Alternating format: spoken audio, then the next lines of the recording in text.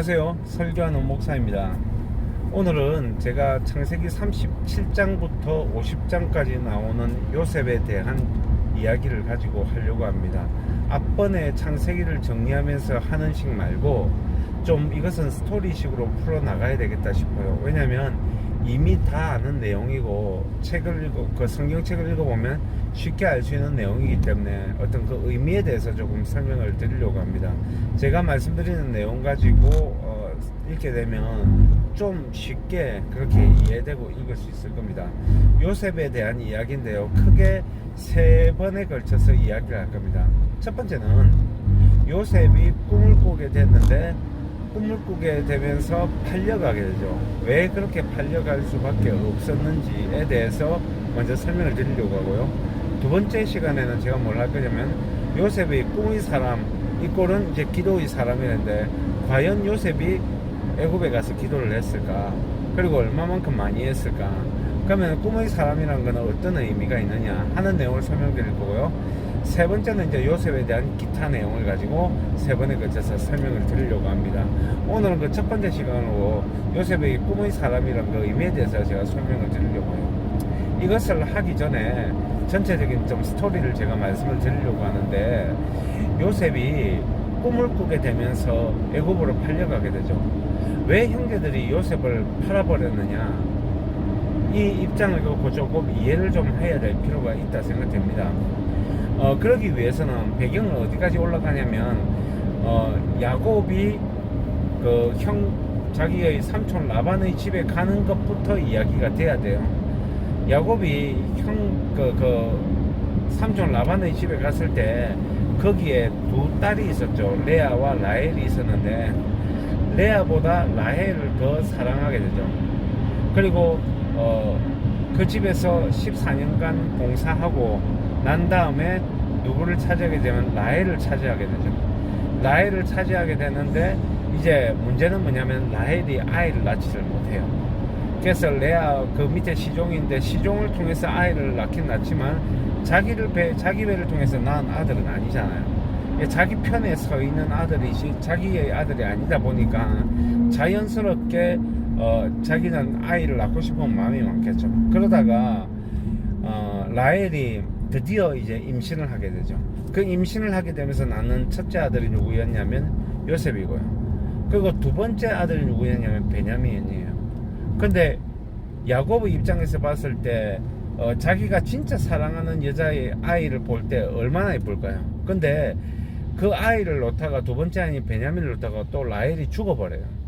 그러니까 그 라헬에 대한 그리움이 그 두 아들에 대해서 얼마나 컸었으며, 또 하나는 특히 이제 이스라엘은 장자 문화였기 때문에 그 첫째 아들이었던 그 요셉에 대한 사랑이 얼마나 컸을까요? 그러니까 요셉에 대한 사랑이 크다 보니까 요셉을 통해서 아마 라헬에 대한 그리움을 달랠 수 있었다고 생각을 하는데, 이거는 남편으로서의 야곱의 입장이지 자기 아들들, 그러니까 요셉의 형제들이 봤을 때는 어떨까요? 편애하는 거로밖에 안 보이겠죠. 그러니까 항상 마음에는 뭐가 있었을까요?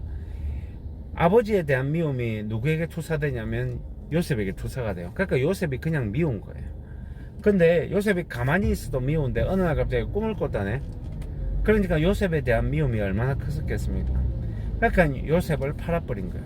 우리가 어떤 사건을 생각할 때에 단편적으로 형제들이 요셉을 미워했다, 그러니까 그 형제들은 나쁜 놈들이고 요셉이 착한 사람이다, 이렇게 단편일률적으로 생각하기보다는 전체적으로 봤을 때 어찌 보면 그 형제들도 피해자였다는 걸 좀 아셔야 돼요. 사랑받고 싶은 건 똑같잖아요. 편애 당하는데 그 분노가 안 차 있는 사람이 누가 있겠습니까? 우리 주변에도 아마 편애로 인해서 상처받은 사람이 제법 있을 거예요. 그러니까 그 사람이 그렇게 미운 행동을 하면 안 되지만 거기에 대해서 단편적으로 하지 말라, 잘못됐다 이렇게 말하기는 참 쉽지가 않다, 그렇게 말씀을 드리는 겁니다. 그리고 이제 두 번째, 요셉이 근데 꿈을 꾸게 되면서 가만히 있으면 되는데 형제들에게 말하죠. 자랑을 하죠. 그러니까 형제들이 얼마나 미웠겠어요. 그러면서 요셉을 어디에 팔아버리냐? 애굽에 팔아버리죠.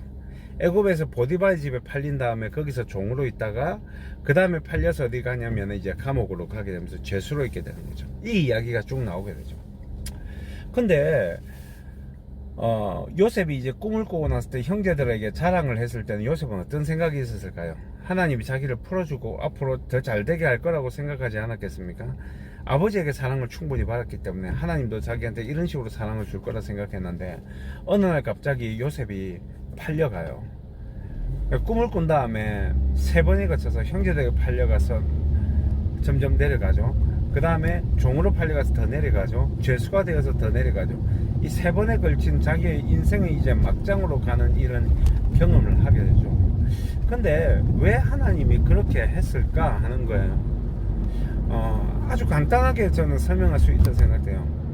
여러분 그냥 이렇게 일반 대학 고3이 일반 대학을 일반 학과를 가겠다는 사람과 의예과나 법학과를 가겠다는 사람의 공부하는 패턴은 같을까요? 다를까요? 달라요. 내가 의예과를 가겠다 결정하는 그 순간부터 의사의 가운이 있는 게 아니라 거기에 들어갈 만한 역량과 그릇을 갖추기 위해서 남들보다 몇 배의 노력과 몇 배의 공부를 더 해야 되죠. 그래서 내 아들이 의사가 돼야 된다 하면은 가운을 사주는 게 아니라 더 혹독하게 공부를 시키고 밤잠도 못 자가면서 공부를 하도록 만들고 자기도 이제 그렇게 하려고 하게 되죠. 왜냐면 의예과 가고 싶다 의예과를 다 들려주는 게 아니라 의예과에서는 이 사람이 그만한 그릇이 됐냐를 가지고 뽑아요. 그리고 의예과에 가게 되면 뭐가 하게 되냐면 이제 과정이 지나면 예과 본과를 지나서 인턴 과정을 지나고 그 다음에 레지던트 과정을 지나고 전문의 과정을 지나고 이렇게 하죠. 저 잘 모르겠지만 그렇다 하더라고요. 그 가운데 뭘 만들까요? 완전 전문의로서 독립적으로 사람의 생명을 다루기 위한 그 명예로운 그 자리에 이르기 위해서는 그릇을 준비하는데 그만한 시간이 걸리는 거예요. 하물며 하나님이 해와 달과 별 11별이 절을 하는 것과 볕단들이 절을 하는 것이 구체적으로 어떤 의미인지는 몰라도 하나님이 주신 꿈이라고 한다면 그 꿈을 이루기 위해서는 하나님이 그 다음부터 평온하고 감정적으로 흥분되고 기쁘게 살 수 있는 어떤 그런 삶을 그런 기쁨의 삶을 살도록 주실까요? 아니면 그릇을 준비시킬까요? 그 역량과 그릇을 준비시켜요. 그러기 위해서 해야 될 게 뭐냐면 고난이라는 거예요. 그것도 그냥 고난이 아니라 경영 수업을 받듯이 애굽에 있었던 그 보디발은 애굽에서 이제 그 정치 세력으로 있잖아요. 그 세력으로 있는 사람에게 들어가서 애굽의 정치를 배우게 했고요. 그 다음에 감옥에 들어가서 거기에 있는 국가에서 나온 그 죄수들이 모인 자리에서 국가의 국정에 대해서 이야기를 다 들을 수 있으면서 뭘 준비할까요? 체계적으로 준비해 나가는. 그러면서 삶은 맨 밑바닥에 있으면서 전체적인 민심을 파악하고 전체적으로 파악할 수 있고 자기도 그만한 그릇이 될 수 있도록 인내의 시간을 가지고 살 수 있는 그 기간을 갖게 되는 거죠. 그러니까 우리가 단순히 생각할 때 꿈의 사람이다, 꿈을 꿨다 이렇게 하면 하나님이 나에게 꿈을 주셨다 이렇게 하면 그냥 흥분되고 교회 가서 기도하면 성령이 나한테 막 임해가지고 나한테 막 말하는 게 아니고요. 그때부터는 제가 볼 때는 하나님도 침묵을 지켜요. 고난 가운데 있으면서 그 가운데서 그냥 계속 하도록 그냥 두시는 거예요.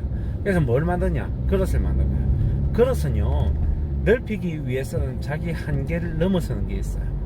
더 못 견디겠다 더 못 견디겠다 하면서 하루하루 넘겨가는 삶 가운데서 못 견딜 것 같은 그 그릇이 넓어졌을 때 돼야지 결국은 자기의 한계를 뛰어넘는 어떤 그릇이 되는 거죠.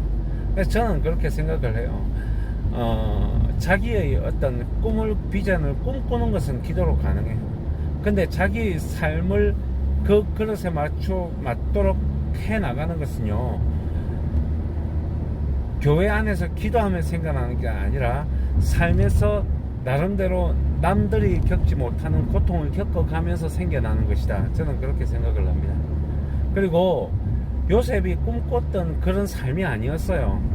근데 요셉은 거기 가서 다음 시간에 말씀드리겠지만 묵묵하게 한 것뿐이에요.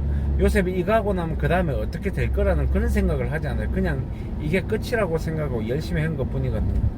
그것 중에 자기 꿈을 이어나가듯이 나는 지금 이 일 A라고 하는 일을 하나님의 꿈을 주시게 해야 되는데 왜 나는 이런 말고 다른 일을 주실까? 그게 진짜 자기의 역량을 마련하는 거거든요. 그러면서 생각을 해야죠. 내 일을 하다 끝나더라도 이 일에서 내가 뭔가를 해야 되겠다 하는 생각을 가지고 일하는 것이 가장 중요하다고 생각이 됩니다. 그래서 오늘은 꿈의 사람 요셉에 대해서 이제 첫째 시간에 이야기했는데, 역량을 넓히는 것에 대해서 조금 요셉에 대해 좀 초점 맞추면서 이야기했습니다. 다음 시간에는 좀 더 다른 이야기를 가지고 말씀을 드리도록 하겠습니다. 좋아요, 구독 꼭 부탁드립니다. 감사합니다.